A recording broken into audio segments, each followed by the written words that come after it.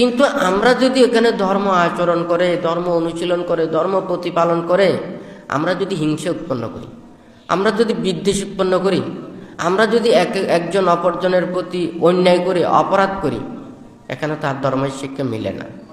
তাহলে তো আমরা সবাই ধর্ম আচরণ করতেছি, হ্যাঁ, সকল ধর্মেই ওখানে ধর্ম আচরণের কথা বলে, হয় নাকি না?